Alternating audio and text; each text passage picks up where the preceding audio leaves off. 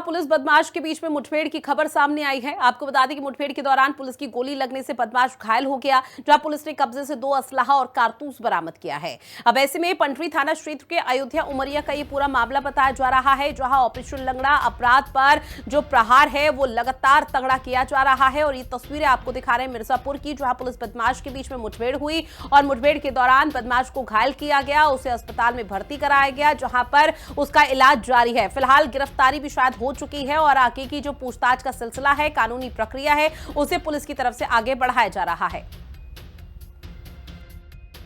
यहाँ पे इसके बारे में पुलिस को जानकारी प्राप्त हुई और पुलिस ने फिर इसको पकड़ने का प्रयास किया।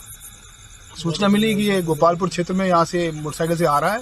इसी पे थानाध्यक्ष पडरी और टीम ने इसको गिरफ्तार करने का प्रयास किया तो इसने पुलिस पे फायर किया। आत्मरक्षार्थ पुलिस ने इस पे फायर किया, जिसके पैर में गोली लगी है और इसको अस्पताल रवाना कर दिया गया है। इस अपराधी पे 7 मुकदमे हैं और ये अपराध में और यहाँ पर असला तस्करी में मुख्य आरोपी है, जो इस जिले में और आसपास के जिलों में ये सप्लाई करता है। और इसके अन्य मेंबरों के साथ पुलिस ने इसमें बहुत ही अच्छी कार्रवाई की है, सबको गिरफ्तार करके, और इसमें अग्रिम विधिक कार्रवाई भी इसमें की जाएगी।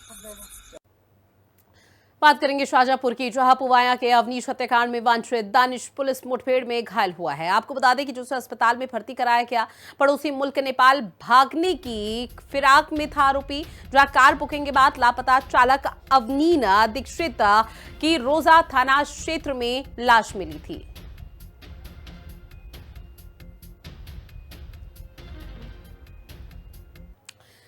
वहीं मथुरा के थाना कोसीकला क्षेत्र अंतर्गत न्यू बाईपास गोपाल भर थाना क्षेत्र कोसीकला पर पुलिस और बदमाशों के बीच में मुठभेड़ हो गई। मुठभेड़ में पुलिस की गोली लगने से एक बदमाश घायल बताया गया, जिसे अभियुक्त अस्पताल में भर्ती कराया गया। वहीं आरोपी के कब्जे से एक अदद तमंचा, एक खोखा कारतूस, 2 जिंदा कारतूस और एक चोरी की मोटरसाइकिल बरामद की गई।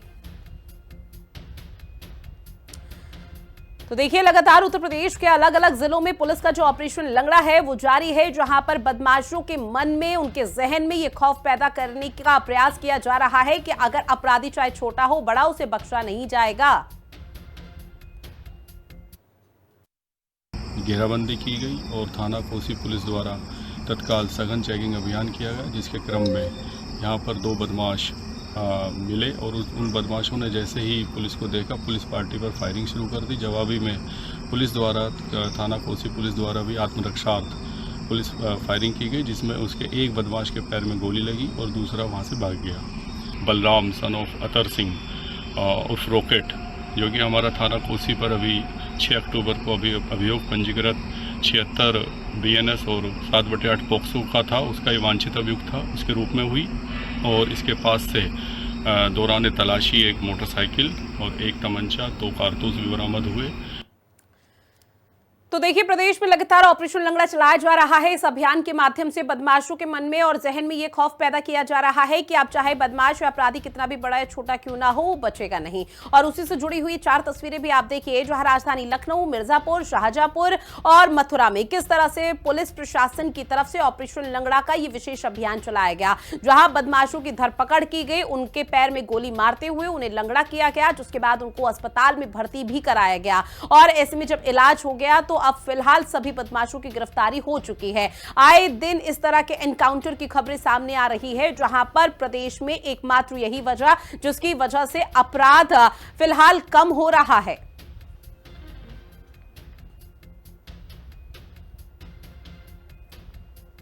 अब बात अगली बड़ी खबर की करेंगे, जहां सीतापुर हादसे का सीएम योगी आदित्यनाथ ने संज्ञान लिया है। आपको बता दें कि मृतकों के परिजनों के प्रति संवेदनाएं हैं, सीएम योगी आदित्यनाथ की तरफ से कहा गया। साथ ही सीएम ने कहा कि तत्काल घटनास्थल पर पहुंचे आला अधिकारी, राहत कार्य में तेजी लाने के निर्देश योगी आदित्यनाथ की तरफ से दिए गए, घायलों का बेहतर इलाज कराया जाए, सीएम ने कहा है। तो बड़ी खबर, जहां एक बड़ा हादसा हुआ था और इस हादसे में अब सीएम योगी आदित्यनाथ ने संज्ञान लिया है। सीतापुर का ये पूरा मामला है और ऐसे में बता दें कि योगी आदित्यनाथ की तरफ से आला अधिकारियों को तुरंत मौके पर पहुंचने के निर्देश दिए हैं। साथ ही उन्होंने कहा कि मृतकों के परिजनों के प्रति मेरी संवेदनाएं हैं और जो घटनास्थल पर आला अधिकारी पहुंचे हैं उनसे लगातार बातचीत योगी आदित्यनाथ कर रहे हैं। मौके पर क्या कुछ स्थिति है, कैसे ये बड़ा हादसा हुआ, इस चीज की जानकारी ली जा रही है। साथ ही राहत कार्य में तेजी लाने के निर्देश भी दिए हैं, जहां घायलों का बेहतर इलाज कराया जाए, इस बात का भी जिक्र योगी आदित्यनाथ की तरफ से किया गया। बात करेंगे बदायूं की, जहां फैजगंज बेहटा थाना क्षेत्र के खेड़ादास गांव में 2 अक्टूबर को हुए संघर्ष के बाद समाजवादी पार्टी सांसद आदित्य यादव दलित पक्ष से मिलने के लिए उनके घर पर पहुंचे। इस दौरान उन्हें दूसरे पक्ष के विरोध का सामना करना पड़ा। सांसद के काफिले को काले झंडे दिखाए गए और अखिलेश यादव मुर्दाबाद के नारे लगाए गए।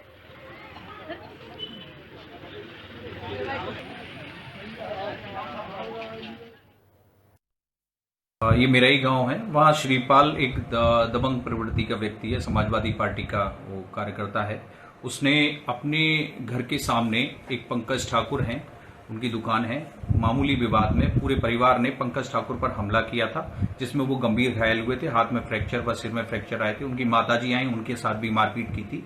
उस मामले में उक्त लोगों के खिलाफ 26-27 तारीख को ये सितंबर को मुकदमा पंजीकृत हुआ था।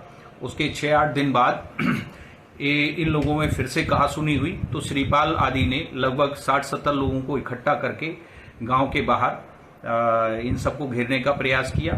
तभी वहां गांव के अन्य लोग, जिनका इस झगड़े से कोई लेना देना नहीं था, ना वो उस परिवार के हैं, ना उनका इनसे कभी मनमुटाव हुआ, ना इनसे कभी कोई विवाद हुआ, लेकिन उन्होंने केवल वो दूसरे क्षत्रिय जाति के थे, उन्हें रोक के इतनी बुरी तरह मारा कि वो इतनी बुरी तरह गंभीर घायल हुए कि उनके